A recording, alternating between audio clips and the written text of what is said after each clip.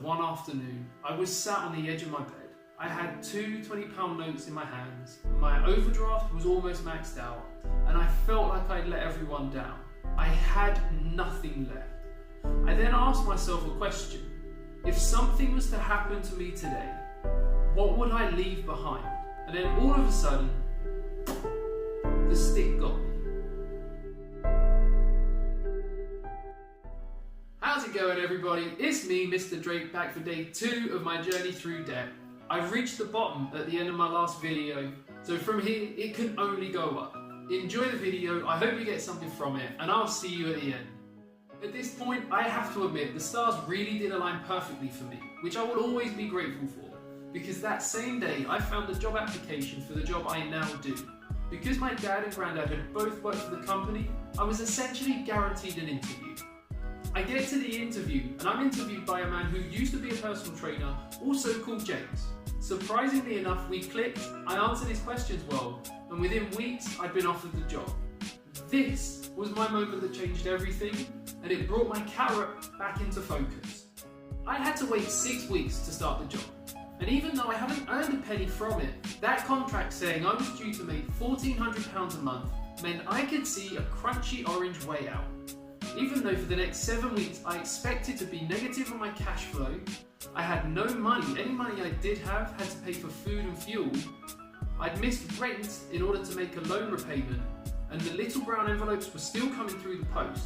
I now had over £1,000 in penalties.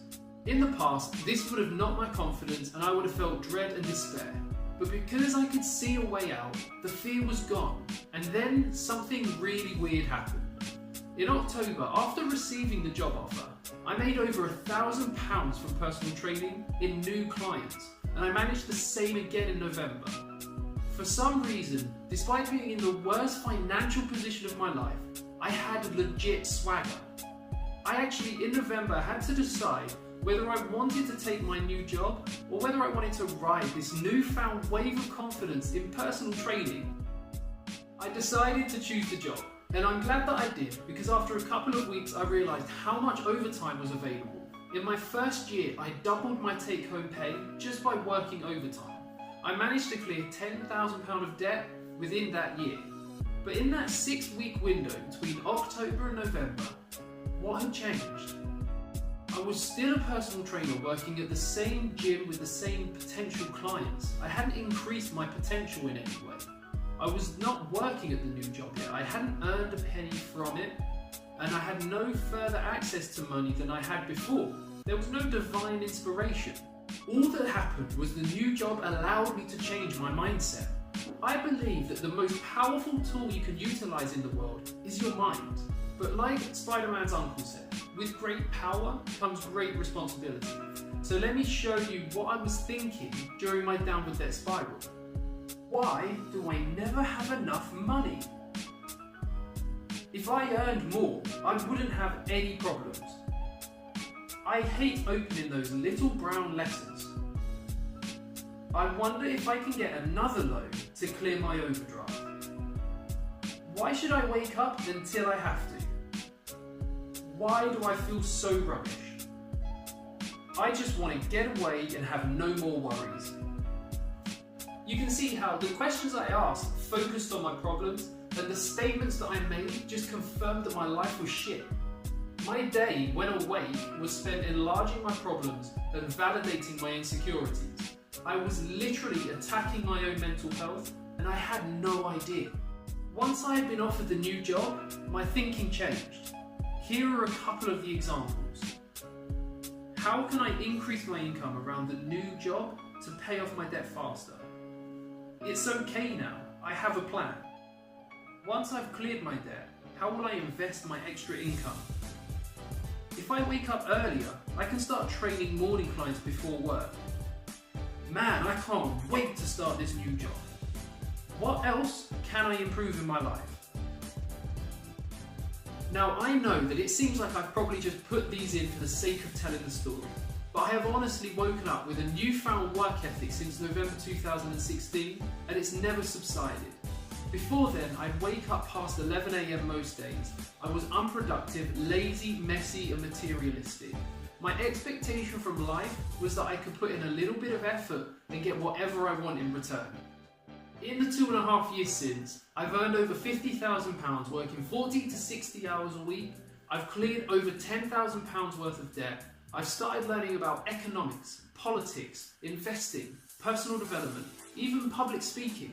The person that I am now is worlds apart from the person I was at 22, even 25. This is entirely because I've changed what I've focused on and I've allowed optimism to fuel me. If you take anything away from this video, please let it be this. The broke person with optimism will live a more fulfilled life than the king without it. Now there's no cheat code to instant optimism, but I have a theory on how to build it. In the same way that you can persuade or convince other people to think or do almost anything, like when I start talking about yawning and half of you feel like yawning, or if I say smile, and some of you will smile unconsciously. You can convince yourself and persuade yourself to think and do anything you want just by using your own words. I call it lying to yourself with a purpose. I can't guarantee you any results from it, but at worst, you may have a slightly sunnier disposition.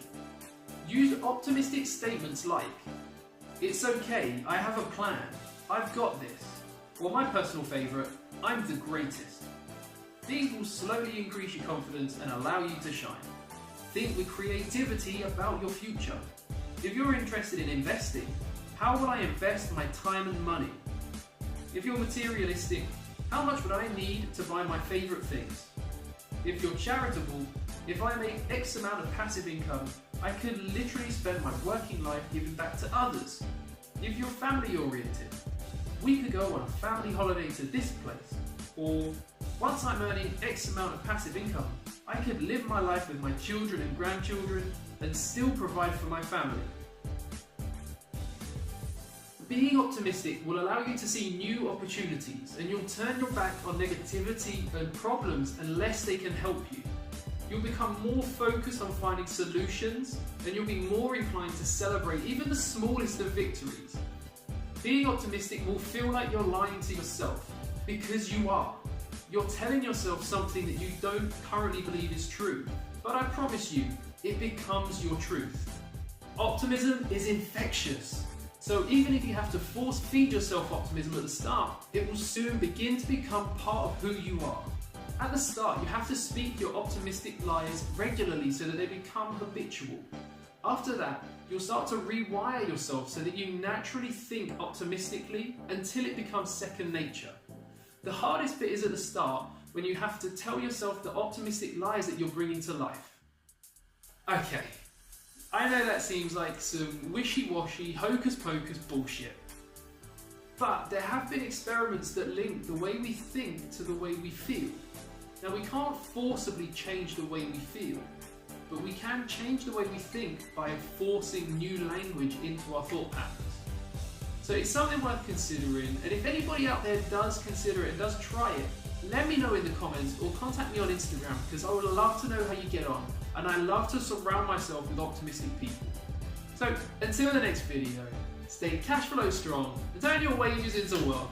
I love you guys, I'll see you soon. Bye!